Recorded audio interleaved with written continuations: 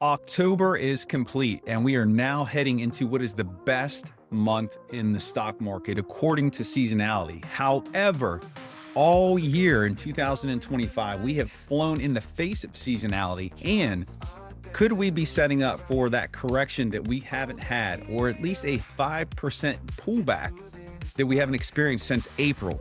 Find out all of that and more in today's video as I get you set up for the month of November with important data, earnings, and a look at the charts. Let's go.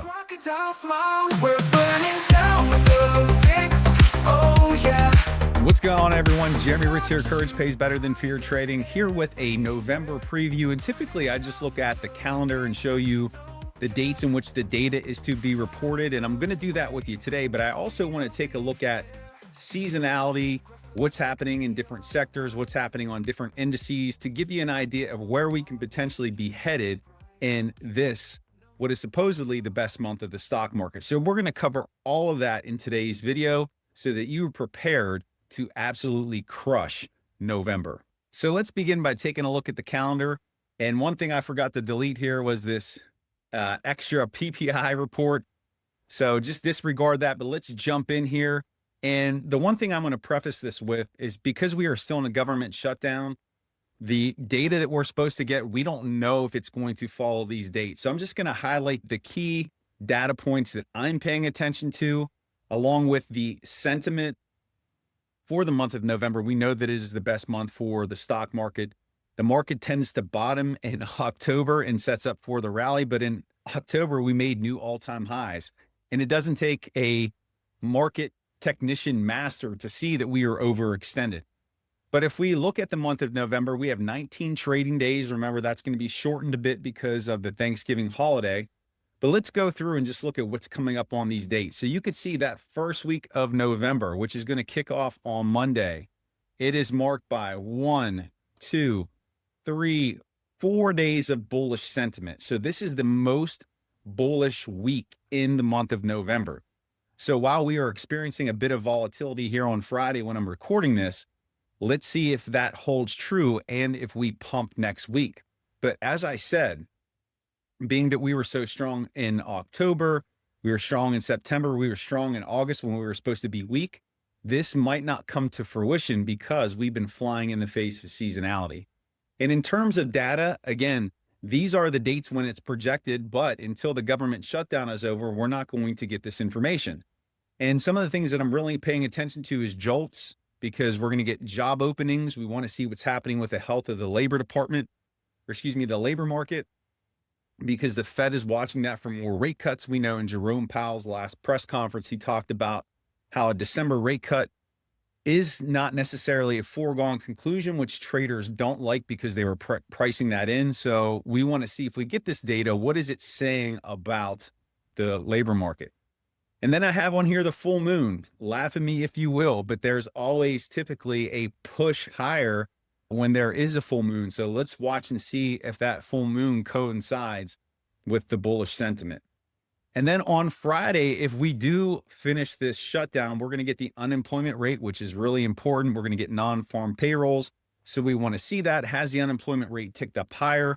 Jerome Powell said in the September, I believe it was, presser, that he sees the unemployment rate reaching 4.8% by the end of the year. So we'll have to see what this number comes in with. When we head into that second week of November, we do have a bearish sentiment day on the 11th, and that happens to be when we get CPI, again, dependent on the government shutdown. And then we will get PPI on Thursday. So a look at inflation, because the Fed's focus, labor market and inflation, getting inflation at 2%. So those reports are going to be important. When we head into the third week of November, we could see this says Netflix earnings. That is incorrect. Let me scratch that out of there. But if we go to that Wednesday, we get NVIDIA earnings on the 19th. That's going to be huge. Unless you're living under a rock, you know why that's important, why NVIDIA earnings are important. And we're going to see what type of response the market has to NVIDIA. And what I'll say is that stock price is elevated significantly. So any miss of any numbers or any weakness in the forward guidance is going to not only drop NVIDIA, but it's going to drop the broader markets. And then we also get the FOMC minutes on the 19th, which will inject some volatility in the markets. And then we finish up that week of November with bullish sentiment, which also happens to be options expiration day. And then heading into the final week of November, we could see we have 2 more days of bullish sentiment. And then on the 26th, big data day, again, government shutdown dependent, where we will get PCE and GDP. And then the markets are closed for Thanksgiving. So I hope that you guys enjoy your Thanksgiving holiday. And then we have a shortened trading day on the 28th. So now let's take a look at the broader markets and see where we are on the SPY. This is the SPX chart right here. And you can see here on this Friday that while we did push higher today, we were selling back down, and we were actually right now below the low of yesterday's candle. And we do have this gap to fill on this push higher that we made that look like we're close to filling at 6,800 and some change. And there is another gap down below here at 67.51. So we want to watch to see if these gaps get filled and we go higher. And remember, we have not had a 5% pullback since April. And if we want to see where a 5% pullback is from the all-time highs, we would come down here to near the low of the Trump announcement of the new China tariffs. And that would take us down to 50, 65, 69, 85. So we'd be looking for a bouncing spot. And I have that candle marked as a support that can't break. If we were to take out that candle, then we would be looking at something a little deeper than 5%. Again, completely healthy in the bull market. We haven't had it. Maybe we get it in November. And just to take a look at what happened last November, let me pull this up here and let me delete this here. I have quite a few drawings on my chart. But you can see last November, we were heading into election season. And so we had a little bit of a pullback heading into that month after running up. So it looks similar to where we are now. And then you could see that Monday, November 4th, we were actually into the 50 SMA. And then this was the big move off of the election. So it pushed higher following the election into November 11th.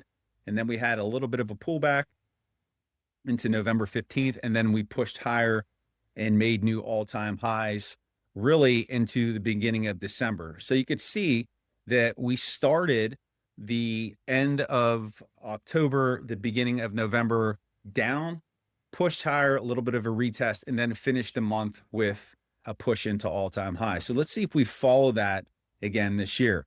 Let's go take a look at the Qs, see what we're looking at from last November. Again, same thing, pushed up higher on the election, dropped down below our 10-day exponential moving average, consolidated a bit, and then it began to run into the end of the month and into December. IWM, again, we're looking at November here. Big move in November, big push up, retraced, came back down below the 10, and then made new all-time highs into the beginning of December where we saw some weakness, and then it sold back down. And let's just take a look at the VIX as well to see what we were looking at last November. Again, we had spiked a little bit into the end of October, how we're doing now. And then the VIX dropped sharply, and that's what caused that push. And so let's see if we get something similar. And let's just head back over to the SPX. So what could we be looking at if we push up? What are some likely paths here? Again, we've flipped into the negative here. We're below the lows from yesterday. But we want to just start out by watching these gap fills. Do we fill these gaps and bounce? Do we fill this first initial gap, and is that where we find a bounce? Or do we come down and fill this gap that was created between October 23rd and October 24th, and do we find a bounce here? So those are two paths that we're going to want to watch. Or can we get that 5% pullback, which would take us down here to 65.7436? And is that a bouncing spot? So we want to keep an eye on these three levels in terms of where we can go from here. And again, we are due for a correction. We are due for a pullback, but every time we say that, the bulls step in and buy it up. So we're definitely going to be watching to see what happens. And my price target on the broader markets by the end of the year is 7,000. We're not there. We made a strong push to get up there, came very close, 69.20, but I think this will be the final stop for this bull run before we get a significant pullback. Maybe we even hit 7,100, but we have to see. And then finally, let's just take one look at Bitcoin, because Bitcoin has been struggling to really hold any momentum. It hasn't done that. And you can see that after we hit that all-time high here on October 6th, we experienced quite a bit of weakness here in crypto, and we dropped pretty hard. This was the US-China tariff announcement. And you could see we bounced from there, but came down and retested that 200, which is really where it's just been hanging on to. But I did have this box drawn as an area to watch to see if we can come down and retest these levels before getting a push higher. But one thing that I've noticed about crypto and about Bitcoin here as of late is it hasn't been able to hold on to its gains. It's been a laggard, and we're going to need to see that flip if we truly are going to get that push into 7,000 into the end of the year. So will we be bullish? Will we continue our push higher? Will we hit 7,000 in November? Nobody knows for certain, but here's one thing that is for sure: it's going to be fun. What I'm watching for is a little bit of continued weakness into the start of next week.